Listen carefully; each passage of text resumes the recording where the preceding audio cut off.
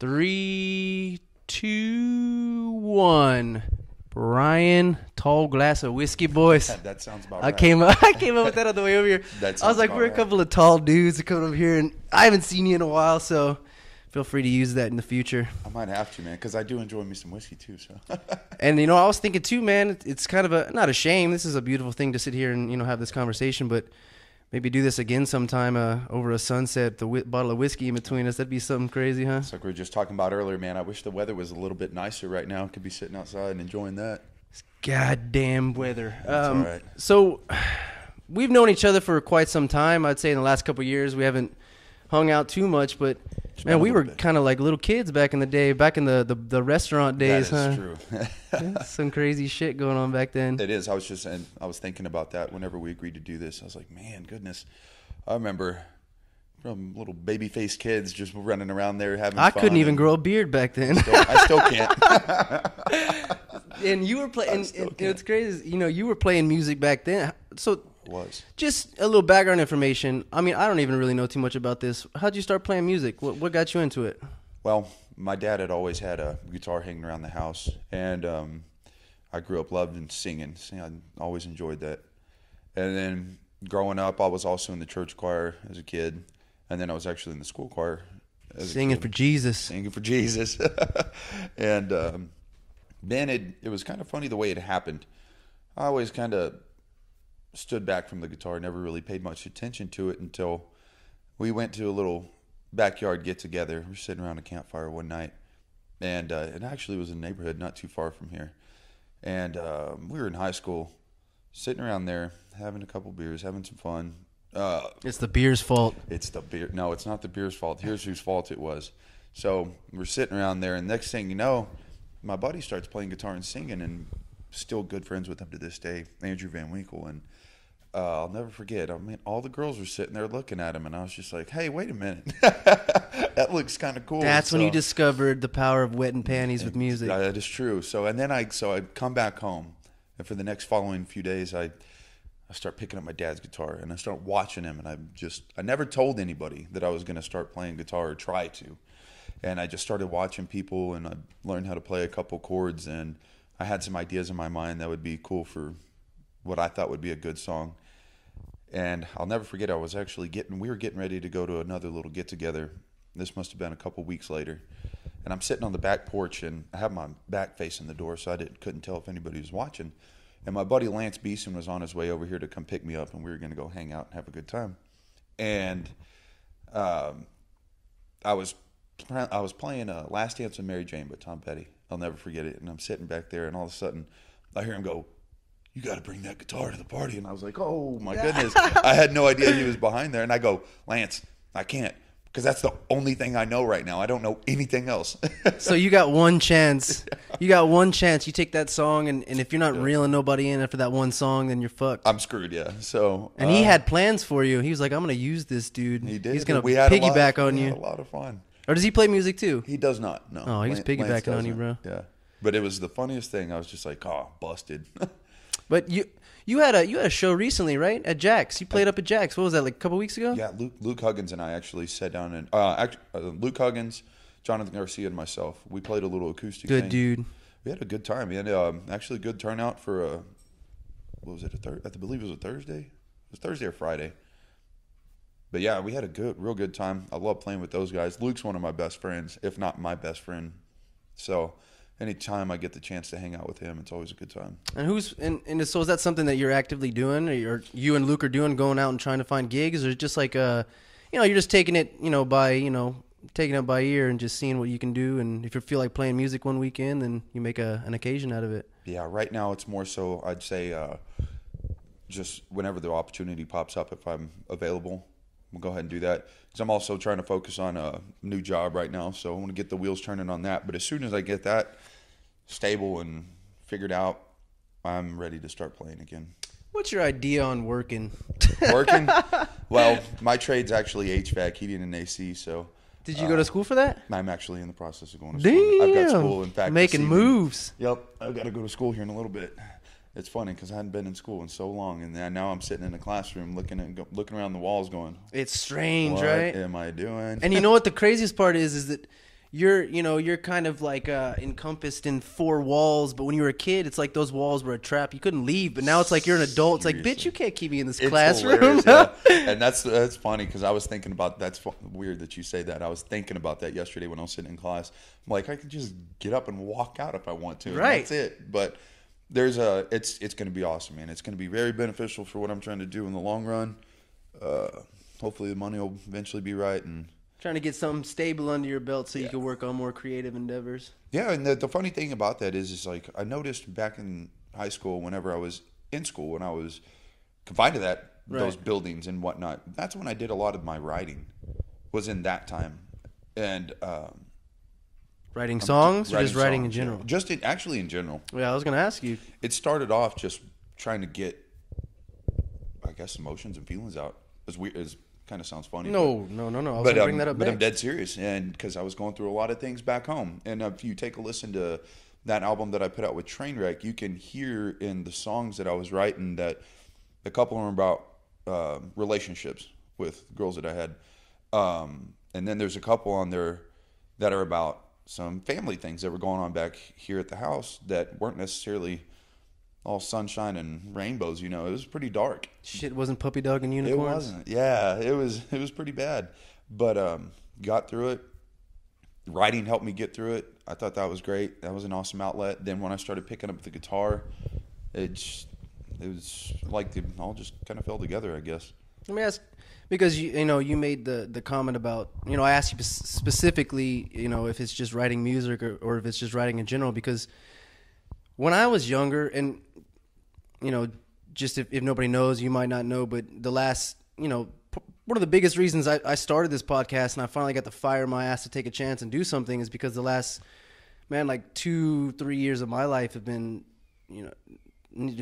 to say the least, I was not prepared to deal with the emotional capacity or the mental fortitude that it would involve to get through some of the issues I'm going through. It's and you don't know these things until you're slapped in the dick with some real problems. And that is the truth. I kept hearing, and this podcast is really an accumulation of a ridiculous amount of hours I've listened to other podcasts, to other people speak, and how other people are utilizing certain tools like writing to get through hard times. And so that, the reason I had asked you about what your writing process is because, man, it really is beneficial to sit down and even if you're fucking angry and all you're writing on a page is fuck, just fuck. It might help.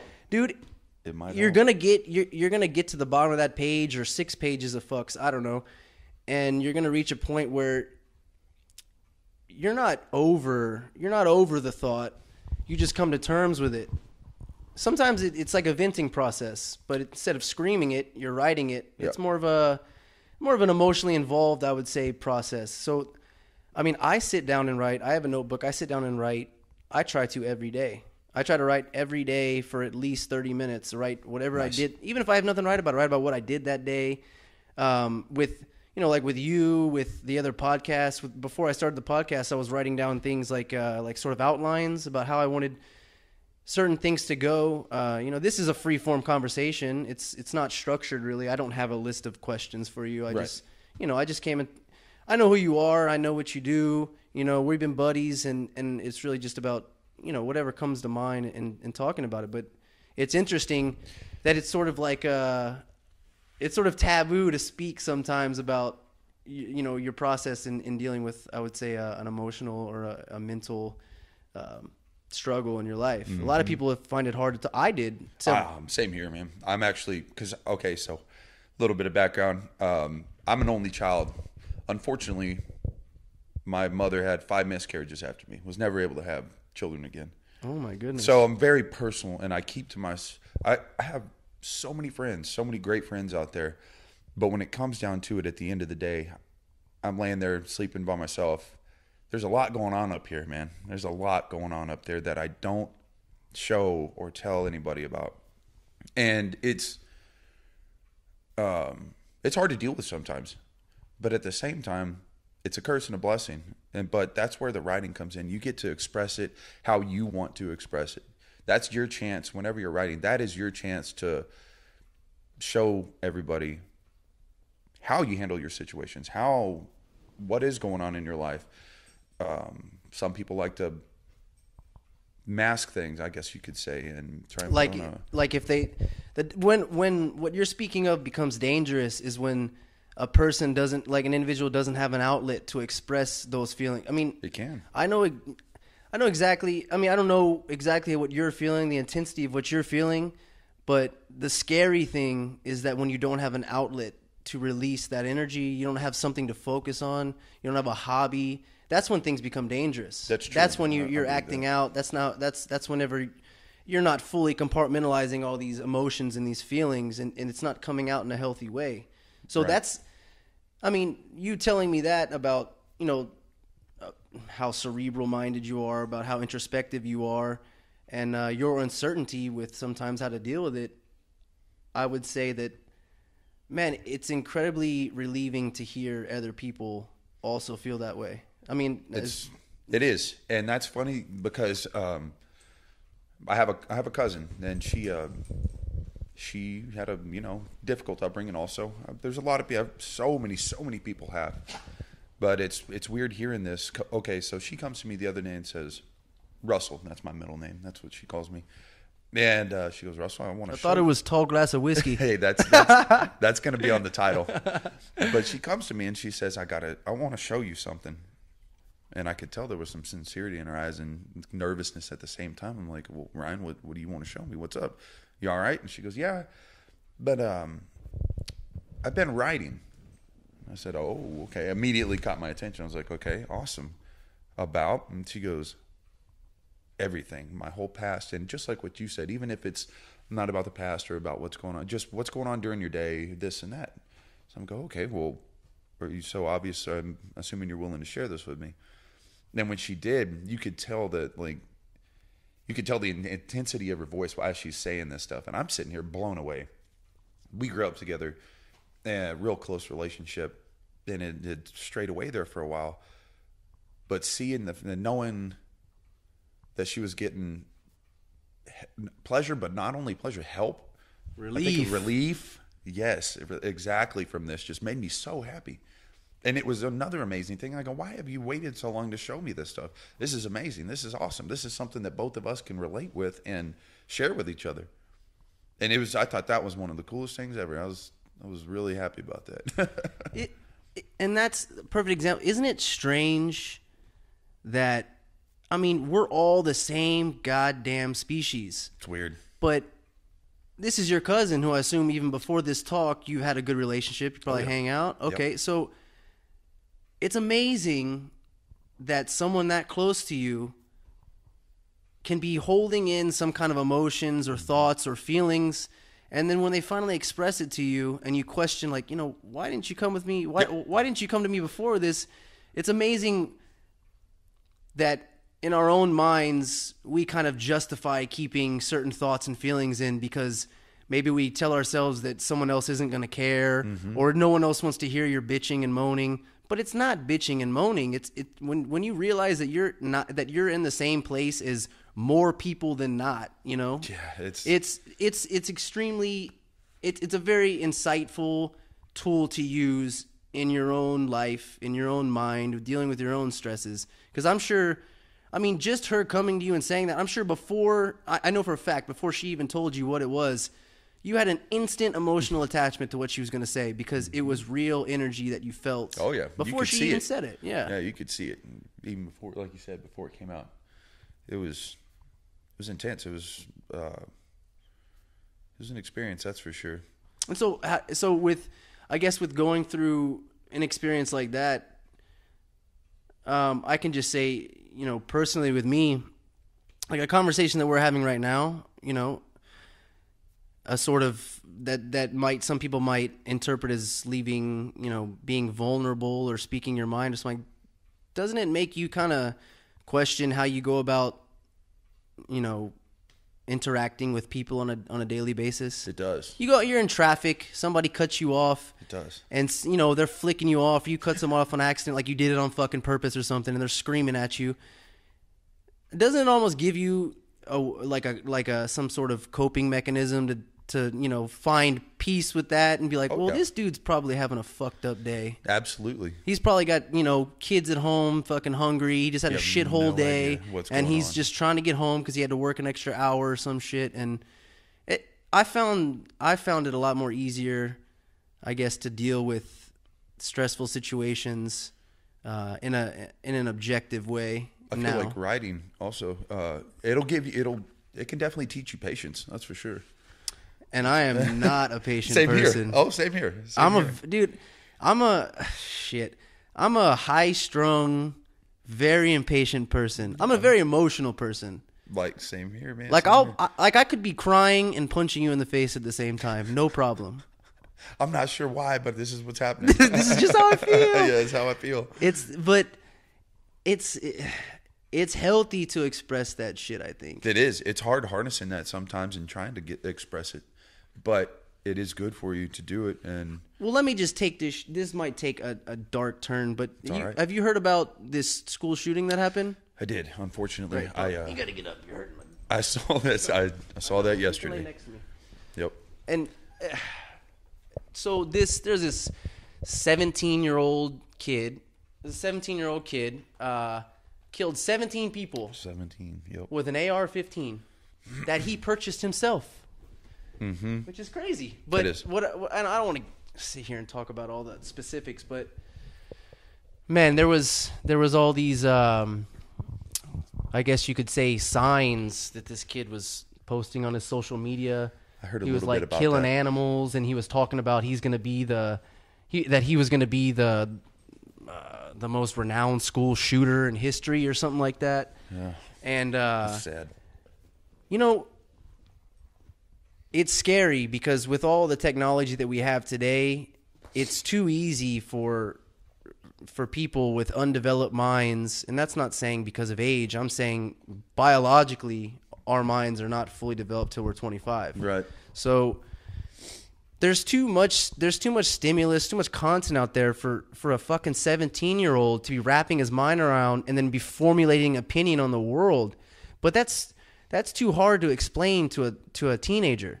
I mean, this kid, I don't want to be an asshole, but if you see this kid, he probably wasn't the biggest ladies' man. Exactly. No, that's not being an asshole. I mean, you don't have to be a fucking model to contribute to society or to be loved or to have friends.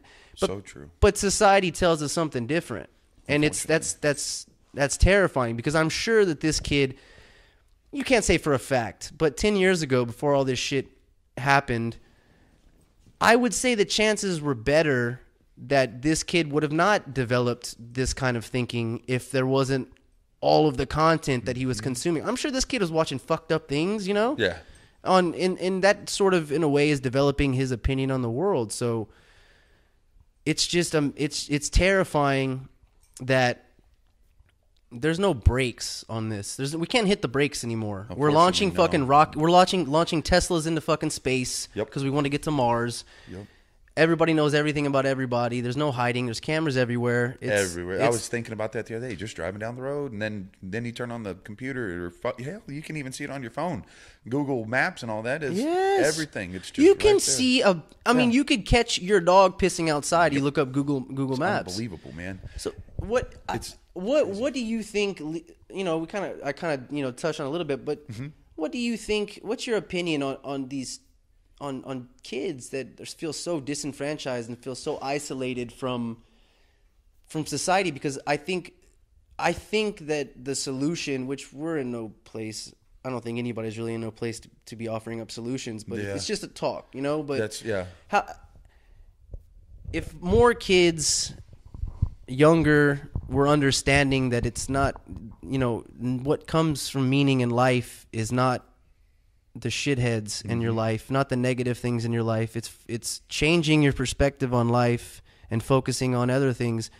I mean, what else do you think that can be done to this? Because that's fucking terrifying. Me being a father, I'm a father, so I mean, and I have a daughter. Yeah.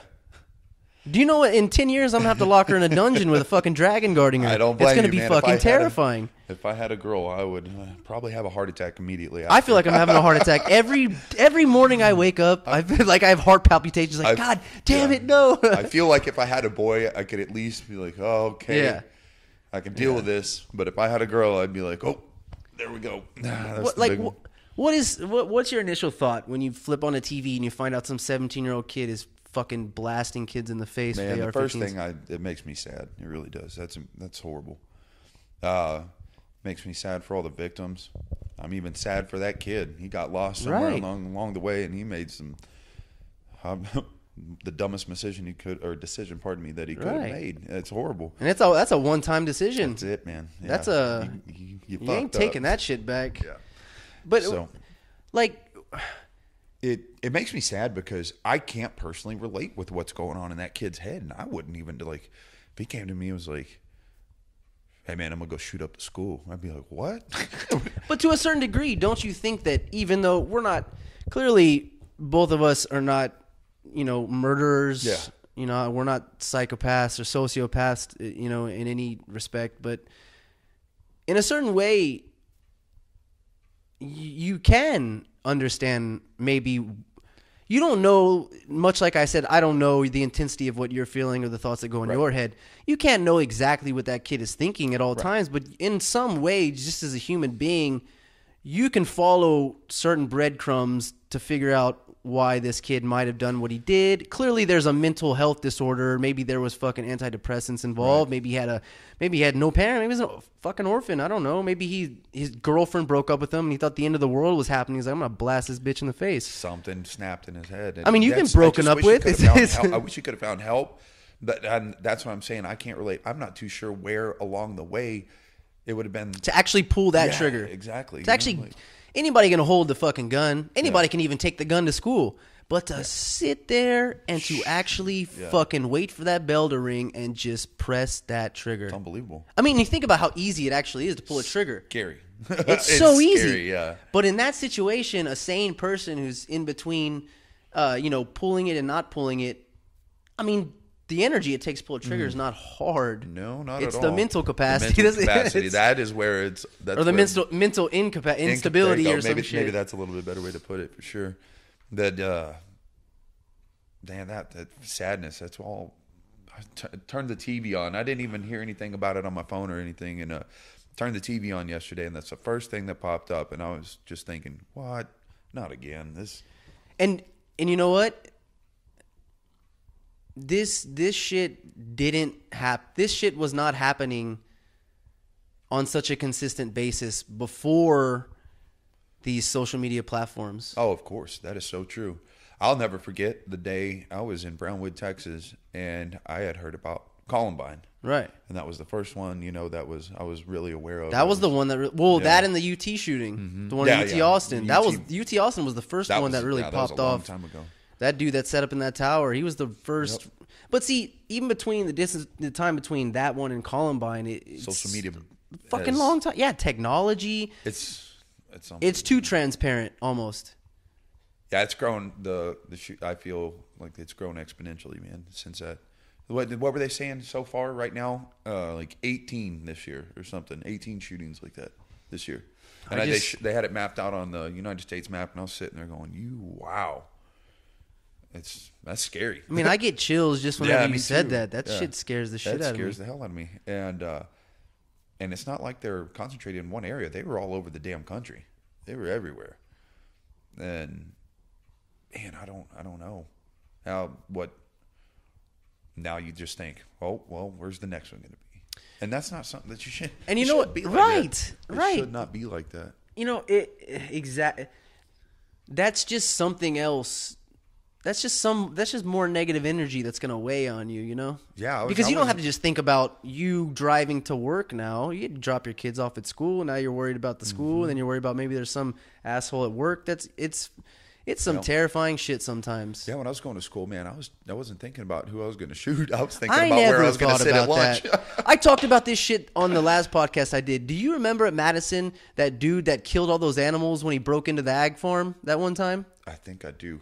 There was that big old Mexican dude, scary fucking dude, always wore lokes over his eyebrows, tattoos. He was like 16 years old. Jesus, maybe I don't. He broke into the ag farm overnight and killed a bunch of animals. Gross. And that's fucking crazy. That's about the extent of what we experience, you know. But now it's just too many fucking people, too much shit to worry about.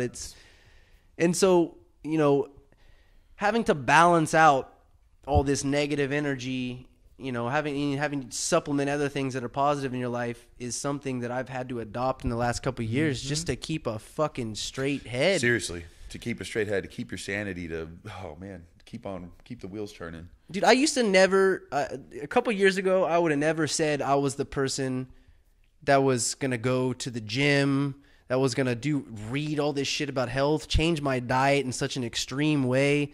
But it's just because, dude, things got so intense that I found myself getting so overwhelmed over the smallest shit. And so I was clearly not dealing with a lot of shit that I was keeping up in my mind. So I started adopting all these new things, you know, the diet and reading about gut biome and about like today I went to before I came over here, I went to the gym, and I've been using the sauna now I do it now at least 3 times a week. And I I work out every day. Right. If I don't work out, I get fucking aggressive. Yeah. I need to do something to exert this energy. But on top of that, I started using a sauna. I had read this 15-page article written by Dr. Rhonda Patrick, and it's about the benefits of using a sauna. And the benefits of what the sauna does essentially releases these heat shock proteins in your body. And I mean, after reading this, I couldn't believe that more people are they're not seeking out alternative ways to balance out their chemical processes in their body. Yeah, no joke. And it's interesting that you would say that, because I might have to, after this is done, talk to you a little bit more about that. I can send you that article, man. In depth. And no, just in general about maybe finding a good diet, and because that helps with your everyday life. Meat and greens and healthy fats. Yeah. That's it. It's simple. I eat a shitload of meat. Yeah. Greens, cool with that. And healthy fats. Coconut oils. I cook with coconut oils, all natural butters, not this margarine or this fucking can't believe it's not butter shit. Yeah. Real butter. There's a big misconception is that that real butter is unhealthy for you because it throws off your balance of cholesterol levels, which is completely false. It actually barely moves the levels, your blood lipid levels on the cholesterol scale. It barely moves it. It's actually if you get all natural butter, grass-fed butter, it's healthy for you.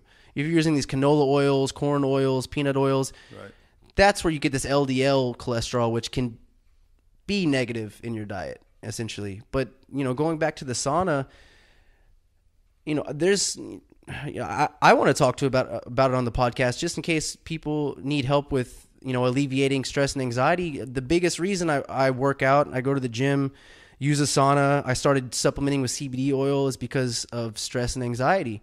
I didn't want to have to go to a doctor and ask a doctor how to regulate my own chemical processes in my body when they don't even know exactly how this is working. Have you ever? I can't agree. You ever talked to somebody on antidepressants? Oh yes. I don't know if you're on them or if somebody that you know. Not personally, no, but I have, and it's. You go. It's not like you go there and like, doc, fix me. I'm stressed out all the time. They'll give you some shit, but this is no exact science. They give you a dosage, tell you come back in 2 weeks. Try this. Hey, how'd you feel? Yeah. Come back. Oh, well, my dick doesn't work. Oh, then let's take down the dosage a little bit. Oh, now my dick's too hard. I can't get rid of it. Yeah. Or in more cases than not, it's making these people feel worse or almost numb. I don't want to feel numb. I want to feel everything. You know what I mean? And so I just started supplementing with all these other, lifestyle changes, positive lifestyle changes, and with the sauna on top of that, these heat shock proteins. If you're an endurance athlete, it's carrying more oxygen throughout your body. It's actually the best natural way to promote HGH in your body, human growth hormone. Interesting. Yeah. Which is, if you're trying to get bigger, you're trying to work out, you're trying to break down muscle tissue and rebuild it back up, it's the best way to do it, man. It's a healthy way to do it instead of, instead of actually trying for yourself to figure out how to fix your problems. You're taking a serious stance on your own life and your own health and your own future when you're doing that.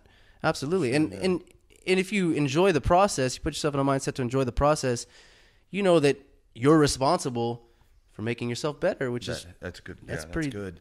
I know the hardest part for me, and then because I'm not where I want to be right now, but I know the hardest part is honestly just getting started and getting going. And once you do that and get in that routine, I've been there before. It's easy. It's fun. It's not a hassle anymore. Isn't it weird how, like you just said, the hardest part is getting yourself to do it, getting over that barrier to do it, and then once you do it, you recognize in yourself that it felt good, right? Oh yeah. You recognize you're happy. You got that serotonin pumping. Yeah. You're producing them chemicals. It puts that little smirk on that. Man, okay, this is worth it. And why did I wait so long? Right. And isn't it fucking crazy that you fall back in these? You can go to the. I know so many people. They can go to the gym for 2 weeks straight, and then they'll take one day. I'll go. If I take one day off, the next day I'm like, fuck the gym. I'm not going back. Same way, man. But if you just keep that thought in your head, like how good you felt, and you force yourself to do it, you feel that much better afterwards. True. It's I know so for me, fucking it's hard. so easy to fall back into bad habits, man, and that sucks because you don't want to do that. You know why? Because most of the time, bad habits are the ones that are comfortable. Oh yeah, just the easy way out. It's the easy way out. Yeah, for sure. And I'm like I said, I'm bad about that. Oh man, I'll beat myself up over it sometimes. Like, why'd you do that? What are you doing? Come on, dude. And it's dude. More people than not are like that. It's so funny. It's just I don't doubt it.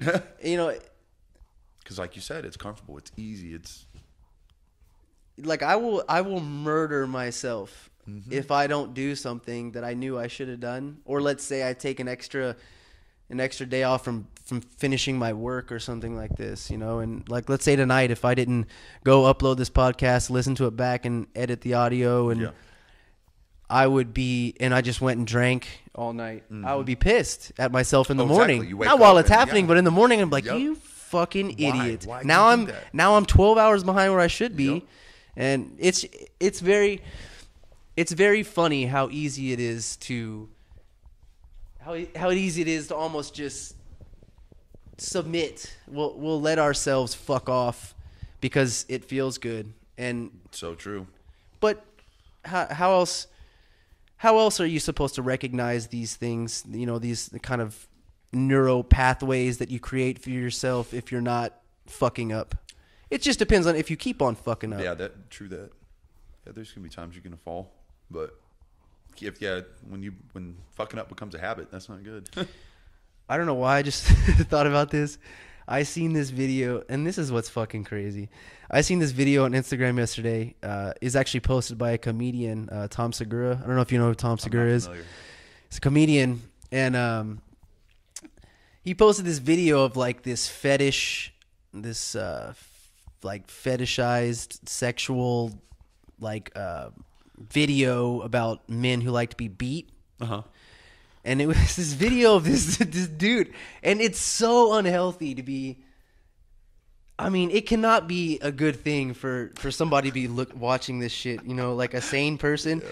But I laughed. Yeah. It's this video of this fucking lady. She's sitting on a table. This guy pulls up a chair in front of the table, and she just picks up her leg, and she's kicking this dude in the face with her heel as hard as she can over and this dude's like. I'm talking about you can after every kick, you can watch this guy's face morph and swell more and more as she's kicking this fucking guy in the face, and he's just and she's talking dirty to him the whole time. Like this on this guy, and you can see this guy like wants it. This is what he's into. Okay, and he's sitting there getting. And this is not like she's not taking it easy. This is.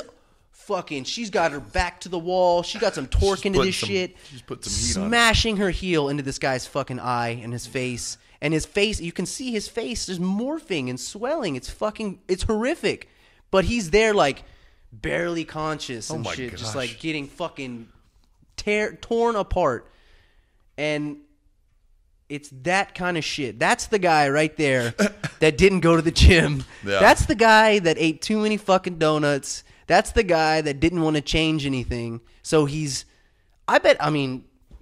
that's not some woman in his life that he has a social interaction with. Right. That's a hooker or some shit. Yeah. He's not like, hey Diane, like next week, you know, like we're still on for next week, right? Lunch next week, you know, like that's not the guy that's maybe taking a little harder on me this time. Yeah, you should, like, you know, grow up, bitch. Throw some fucking back into it, you know, like come on, bitch, what are you doing? Oh man, guy's a little twisted. But it's this shit that, I mean, and if you're into it, that's fine. I mean, and if you're not hurting anybody, like if the guy doesn't die or the chick, you know, if there's not anybody doing, if there's no real negative repercussions coming out of this and the guy really is busting loads and it's great for him, maybe that's then good for you, man. Yeah. But I just question, like, gosh, I don't know about that.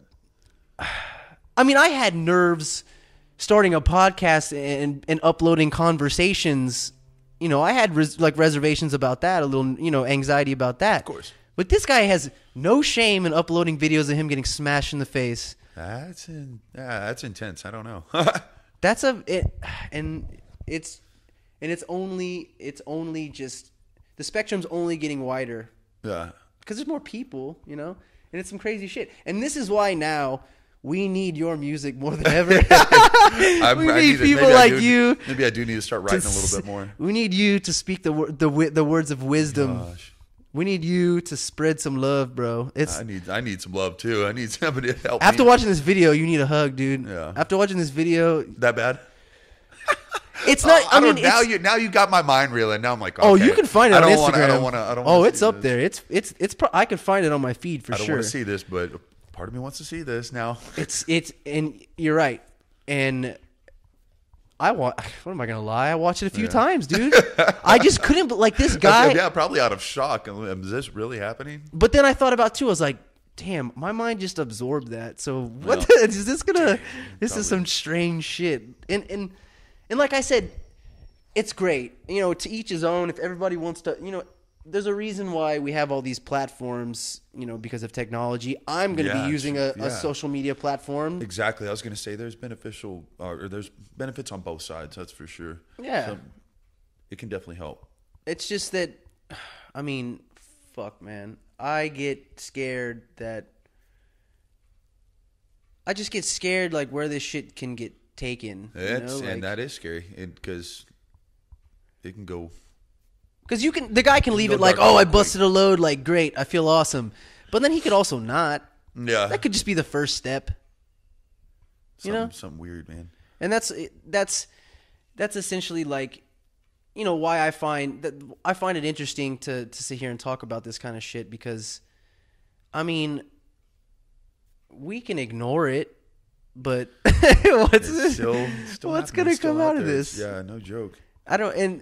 Dude, I don't know. It's not like it's not always been there. I mean, true. It's just now that we can see it. You know, if we go back, you know, thousands of years, there were games like I don't remember what the game is called, but the Mayans actually adopted this game from, I think it's the Olmecs or something like that. Mm-hmm. And it's that game with that rubber ball where there's a big ring on the wall, and the point is try to get the ball through the ring to score. It's just a big ass rock wall, and then there's a ring like 20 feet in the air, and the point is to get that rubber ball through the you know, the little hole, the hoop or whatever, right. You know, but it's vertical. It's not horizontal. It's a vertical. Okay. So already. What goes into playing this game is essentially incredibly difficult, but what they would use this game for was some fucking morbid way to settle disputes, like territory disputes. They use it in a way to establish the hierarchy of power in the society, and so they would take these teams of like, I think it's like 4 or 5 men on each team, where the loser is killed. All the losing team is all killed. Huh. They're all fucking killed. So, and then if you refuse to play, you get your dick cut off and you bleed out and die. So you're forced. So essentially, a lot of the times what it was is they would force slaves, like wartime slaves, you know, captured from other tribes, and force them to play this game as entertainment. And the losers would be decapitated, and the winning team would be fucking holding their heads up. And That's insane. but think about it. Yeah. We haven't gone very far, and that was thousands of years ago. Now we're just putting it on the internet. Right. Like people. Check it out. But back then, this was a form of entertainment this was like a family. This was like taking your family out to the movies. Y'all want to go watch the game tonight? And this, and on top of that, it was, if you wanted to become established in, like I said, in the hierarchy of power, in the tribe, Had to play. You had to play and win for people to recognize you as capable of being a part of, this hierarchy and power. And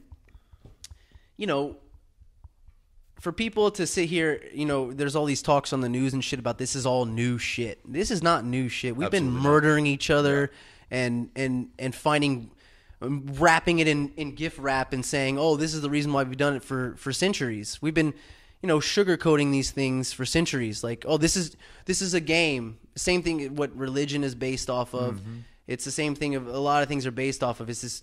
People want to be a part of something. We all subscribe to this tribal mentality. So if the tribe is saying this is correct, this is what we should believe in, why am I going to question it? Because then people are going to look at me like the outcast, and then I can get called out for being an outcast. It's kind of a fear tactic. In other words, I was just about to say it's exactly that's unfortunate. But that's a fucked up shit, right? That is fucked up. So if and think of it. Even the winners at some point after they have their run of they're gonna lose sometime. Yeah, eventually, you're dying sometime, yeah. Or that dick's coming off sometime. One of the two, like that thing is coming off. Either way, sometime that shit's gonna happen. But it's just in a weird way. It kind of makes me feel a little better about what's happening sometimes. Not that I'm saying that the action was just. It's clearly fucking of course fucked up. It's just that we are the same species essentially that those people were, maybe with a little more, mental capacity to think, and brains might be slightly bigger. I don't know as far as the evolutionary chain goes, I'm not sure, but even now it just seems that, we just recognize it more, we can see it more in front of our face. It's right there, yeah. Every morning you wake up, it's right there. It's either on the TV, on your phone. Right. And so when I said earlier I'm going to take this in a dark turn, and I just took it dark for a while. Hey, that's all right. So let me ask you maybe a little something about when you're playing music. Do you play like clear-headed? Do you play clear-headed, or do you have some drinks? Do you find it depends? Is it a package deal? I've done all of the above. I've probably had so many drinks to where I shouldn't have been playing. Right. I've also been stone cold sober. What do you think is what do you think is the best way for you to play to express yourself in a? Probably, even though I don't want to admit it, stone cold sober. Yeah. Dead serious. Yeah, that's going to be where I can really tap into exactly what I want. Don't get me wrong. There's times where I have a couple drinks and it just feels better, and it's have a blast. It's great. Right. But if I had somebody in front of me saying, all right, this is it. You got one chance. Play how you want to. Do whatever you want to. You would choose the sober route. Stone cold sober. Do you find, maybe not so much now, because, when would you say your first, like, kind of gig was? Let's see, right after high school, I think, whenever we played with Trainwreck. Because I used to go do the open mics by myself. Oh, yeah. Well, a bunch of us used to go out there, but I used to play acoustic like that. I think my first actual show was with Trainwreck, and then we got up there full band and played in front of a bunch of people, and then it just started building and building from there. And then next thing you know, we're on the road. We're playing in Kansas, Oklahoma, New Mexico, doing shows like that. All around Texas. We were playing all around there, and we played with a bunch of really good acts, and a lot of people have made it. It turned out to be a pretty awesome experience. And when you first started, I guess if you can still kind of pull that file, those feelings and everything. When you first started, did you find that there were maybe some sort of nerves or mental blocks that you had to overcome getting on stage? You know what? That's one thing I never really had a problem with, and I never really feared.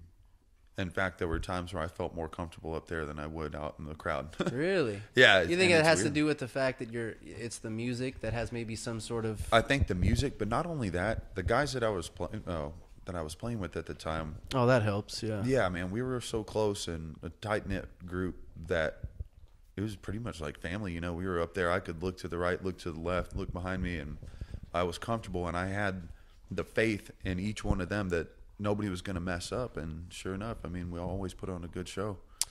Well, the only reason I ask is, you know, I guess I was just trying to touch on what I found when the first 2 episodes that I did. I find this, it's sort of a kind of a self-analytical observation I made just while we were doing this podcast. Is the first 2 episodes that I did I would say the first 5 to 10 minutes of the podcast, I'm a good speaker. I can speak to people. Half of the reason I wanted to start a podcast is because I enjoy talking to people. I mean, I can go to a bar, I can go to a store, I can go anywhere and feel comfortable talking to a complete stranger. And that's not tooting my own horn. I'm just saying as a part of my personality, I find myself feeling comfortable doing that. I don't see it as tooting your own horn at all, man. I enjoy it too. I think it's great. It's a good attribute to have, but I guess what I'm trying to... Did the sun just come out? It did. Holy I just saw shit. That. It did. Oh, my God. There is funny. A Jesus. But I found myself the first 5 to 10 minutes, the last 2 podcasts I did, is it's almost like my fucking, like my hard drive kind of got wiped clean for the first 5 to 10 minutes. Because you're throwing off the dynamic of a conversation by shoving a microphone in between us. Right. We're having a conversation right now in which this is a conversation that we would 100% be able to have without the microphone, but it's just sort of an added element that can throw off That's so true. Your brain function in a way. As far as that, I don't believe it's nerves, but I believe that you're 100% correct on that. Yeah. As soon as you drop in the microphones, it's kind of like there's something, even if it's not, you're nervous, it's kind of like maybe weird or something, maybe. Yeah. But and it's only in the physical realm does this this microphone exist. Up here, it's not in your brain. It's really just your own thought processes that are sort of throwing off, the way that, that feeling that I had. But I guess, what I was going to say after that is it's strange is after 5-10 minutes went by in those last podcasts, it leveled out, and then all these questions and all these thoughts that I had and rebuttals that I wanted to ask, they started flowing better. Right. And then with this podcast, the one that I started with you, is I recognized after doing the last 2 that maybe now it's like a learned behavior now, and I was more comfortable starting it out, and then everything kind of flowed a lot easier. It's a learning process. Heck, like it'll even get better and better. Like I guarantee you, if we do this again, hopefully we do sometime soon, it'll just get better and better, even on both of our sides. It'll be just a... And that's, I find that, I've just found that really interesting is I noticed it, Definitely. Like 10 minutes ago, I was like, you know what, it's a different feeling. It's kind of like, it's like that flow state, musicians talk about it, where you can just shut off the unconscious mind, and you can or the subconscious mind, and just tap into that unconscious mind, and you're just flowing. Yep. And man, that's a powerful thing, man. If only, we could fucking figure out, if only there's a pill for that. Right. Alcohol, my bad. I need to harness this somehow. Yeah, sure. And that's a fascinating, that's kind of a fascinating discovery to figure that out. But, the reason I asked you about your music and, getting on stage is maybe if you'd ever, experienced that, maybe the first couple times you had maybe some kind of block or, some little nerves that, were blocking the thought processes a little bit. I will say that. I was never scared, but there were a couple times where, your nerves, and it's just like you said, as soon as you get going, man, you're fine. And then you totally forget that you were even nervous in the first place. And you're sitting there having the time of your life. And then afterwards, you're so happy that you weren't a pussy and you didn't. Yeah, exactly. Out. It's a great feeling, man. It's a great feeling for you. It's a great feeling for everybody else. It's something special to share, that's for sure. So you got anything lined up for the, like any future musical gigs, musical I'm gonna try and get shows? back up in San Marcos. I'd like to start booking around San Antonio, in between San Antonio, Austin, maybe get down to Corpus, Dallas, Houston. Try and hit the hot spots.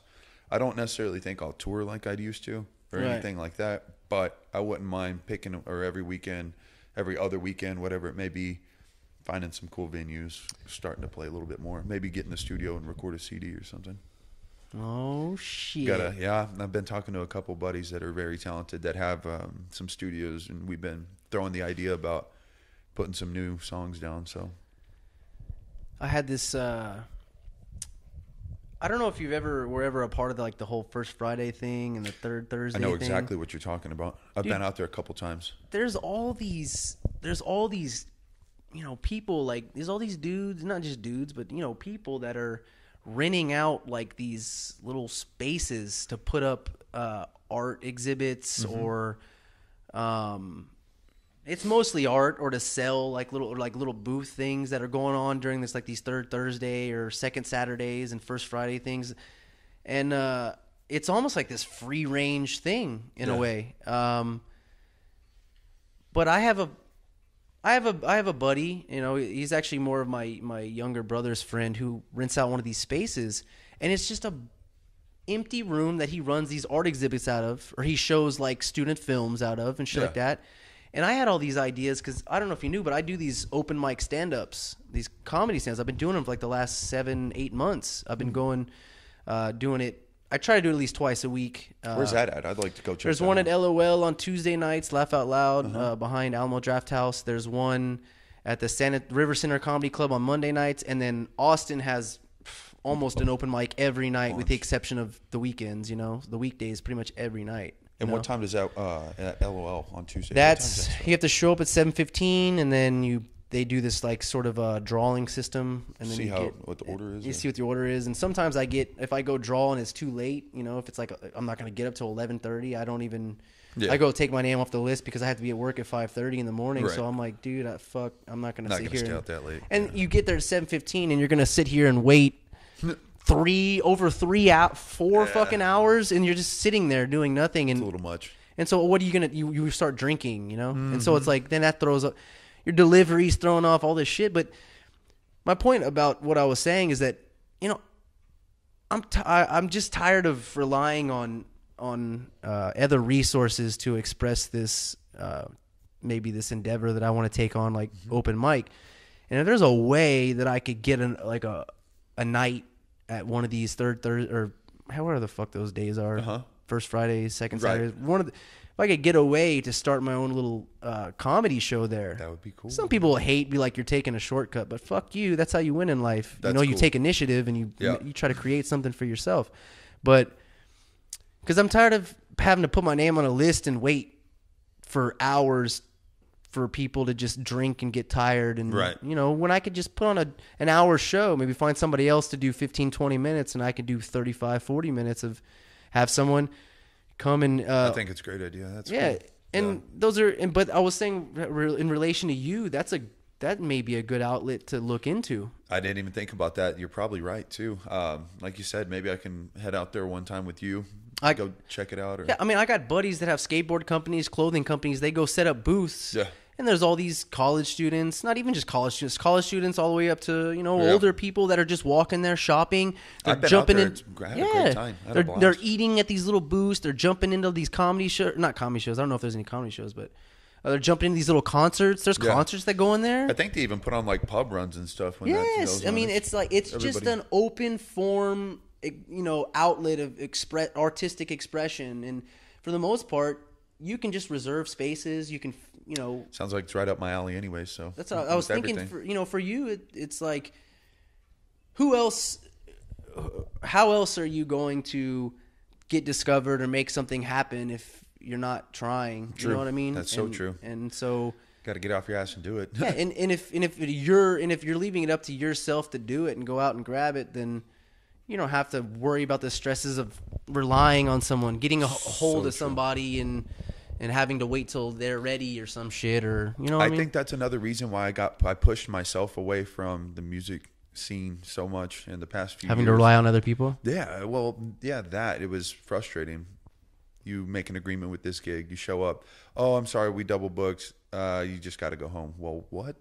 Yeah, I was supposed that's to get paid. fucked, right? Like you play. get yourself in the right state of mind, and then it's not. It's like such a dump. It's like God. Or damn. if you've got a buddy that, hey, you know, we still on for that show. Oh no, something came up. Oh, well, that would have been nice if he would have told me a little bit in advance. You know, just kind of a lot of that. Frustrating, man. Yeah, it got a little frustrating, and it was a lot more. I thought I felt better when I was just, you know what, I'll go play some acoustic shows, but keep it low key and just write and do my own thing. Yeah. And I started getting more pleasure out of that, and it was more intimate setting too. So I did like that. I do like that still to this day. But there's nothing like that feeling when you put on a full band show and it's everybody's just having a great time. That's you awesome. could all feed off each other. Yeah. Well, dude, we did an hour. I gotta go. Well, we're 5 man. minutes. Well, 55 minutes, but Well, I it's got been a to pleasure. run, man. Like I said, man, hopefully we can do this again. and Absolutely. have a good time. And keep, you know, I'm gonna throw this up on Instagram, and but keep everyone posted on the music shit. I'd be interested in knowing, and like I said, I didn't choose to do a podcast with you because there wasn't a reason. The whole premise of this podcast is essentially just seeking out people who are creative. They're adopting endeavors that they'd like to take on in their life. Awesome. And they're interesting people, they're talented people, and just people that I find would make good conversation. So, I didn't, I was happy that we got to knock this out as soon as we did. I think I texted you 2 days ago. Yeah, and I was really happy that worked out too. Yeah, you made it easy on me, especially. There's other, sometimes there's people that, are having to go back and forth and playing this tag game with, and it just gets kind of disheartening sometimes. But, Of course. Thanks, man. Thanks for letting me come and intrude on you and Looking forward pick to your doing it brain, again, man. man. Thanks so much, brother. All righty. Thank you.